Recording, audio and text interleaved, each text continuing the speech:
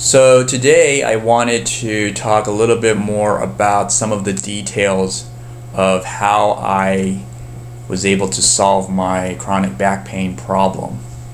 And I know that last time I said I didn't want to give away too much of Dr. Sarno's book, but I thought about it and I think that his ideas are just so compelling and so amazing that I simply had to share it with other people because I really do think that it could be very helpful.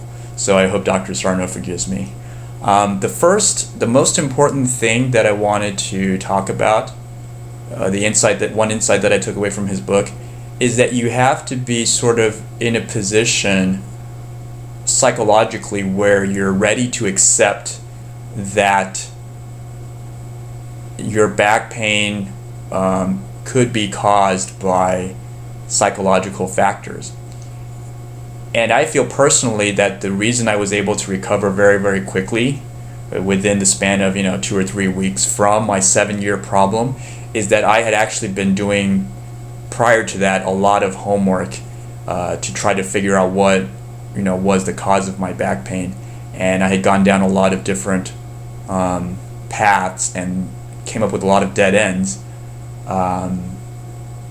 But on the other hand, they made me very ready to accept the psychological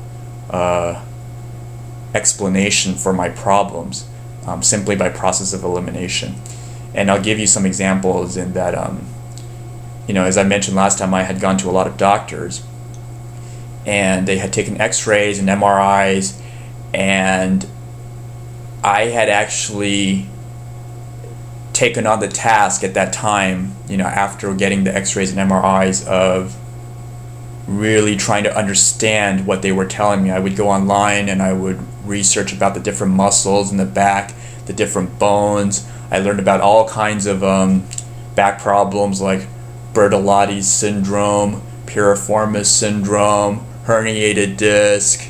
I learned the names of all the L1 through L5, and I basically familiarized myself with a lot of the lingo out there that related to back pain and tried to apply them to my problem.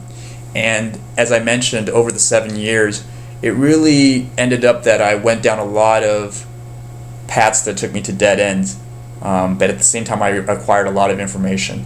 And so I was basically at the point where I had ruled out any sort of a structural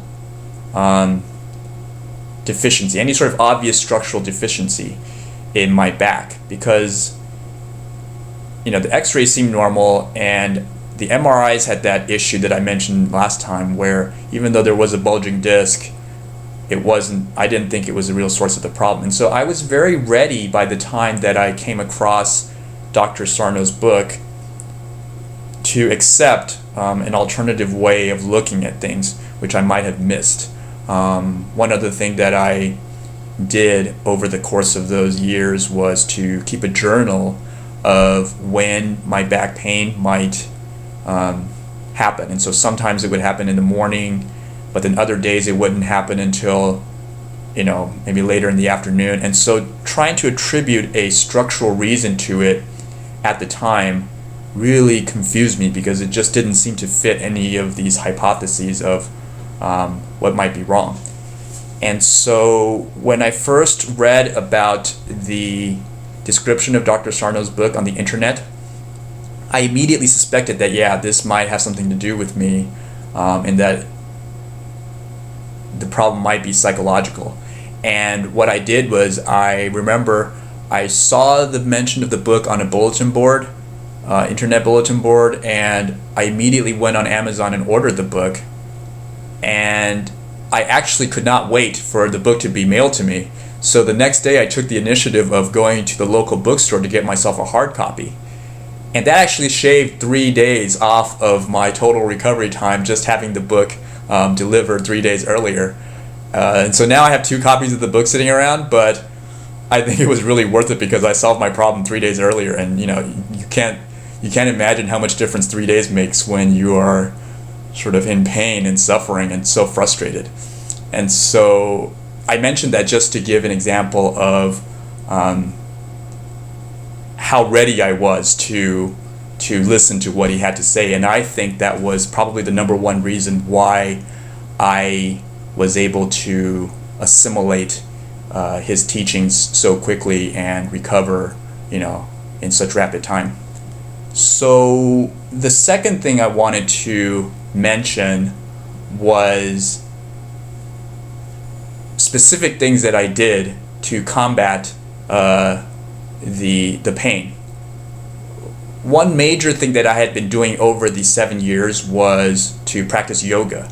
Now, I started practicing yoga about 3 years before, and it was solely due to my back pain, because I noticed that whenever I would do yoga, immediately after the lesson, I would feel much fresher in my back, like the pain would be a lot less. But the effect of yoga, the positive effect of yoga sort of wore off as time went on, so that by near the end of those 7 years, even though I was doing yoga pretty frequently, like, almost every day, the pain would just come back very quickly. And I knew that, this was not, it didn't look good, because if you were doing the right thing, then the pain should be improving. Your situation should be improving. And in my case, I noticed that it wasn't improving. And so I knew that probably the yoga it helped to alleviate the symptoms, but I knew that it probably wasn't the source of the pain. And so what Dr. Sarno said in his book, one of the insights that he had was, since this problem was probably a psychological problem, that I should stop doing all of the physical activities that I was undertaking just to solve my back pain, thinking that it was a physical problem. Because obviously if it's a psychological problem, then doing a physical exercise is not going to solve the psychological problem. And so what I did was I had this yoga mat laid out in my living room. And at first I would sort of roll up the yoga mat every day, and then after I was done, and then lay it out again. And later on I just sort of left it there because I was using the mat so often. And after reading his book, I realized, this yoga mat and this whole idea of doing yoga to solve my back pain was sort of a reminder. It was sort of reinforcing the notion in myself that this pain was structural. And so every time I saw that yoga mat, it reminded me that, I have this back pain problem, and I got to remember to do these exercises. And so what I did was I took a very brave step at the time, which was to roll up the yoga mat and actually stow it away, to not have that reminder constantly in my living room that I was a physically sick person. And it actually really helped, I think.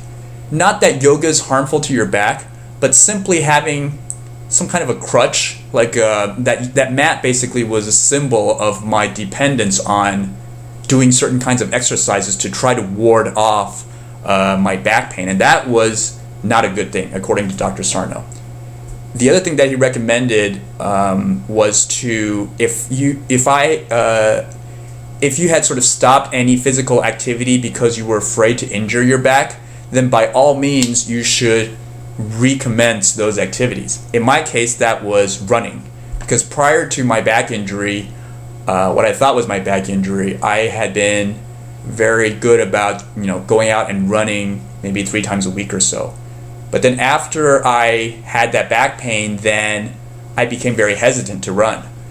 Because there was one time I went out to run sort of very cautiously, and then I felt, there was a sudden pain in my back, and so I immediately backed off, and I hadn't run since then for maybe six years after that, So during all this time, I had stopped running, and I'd forgotten what it was, like to actually go run, to exercise.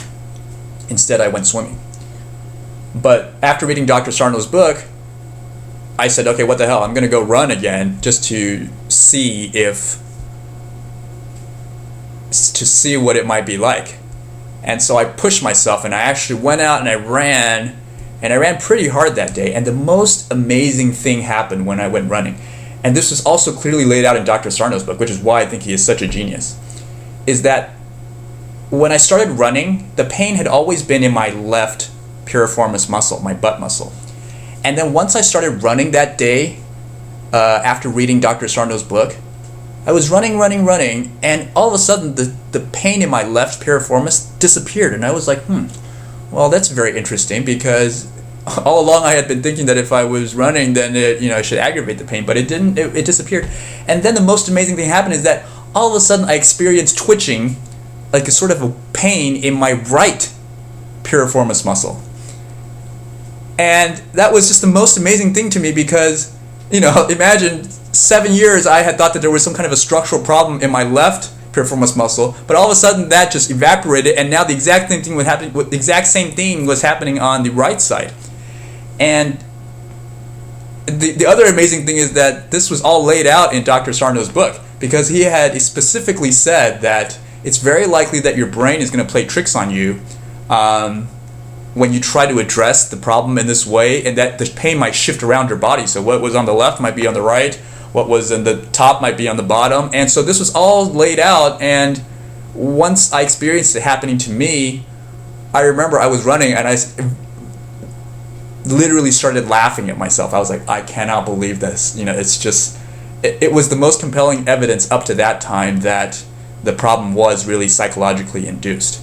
And so that was another big step for me to convincing myself that this was a psychological problem.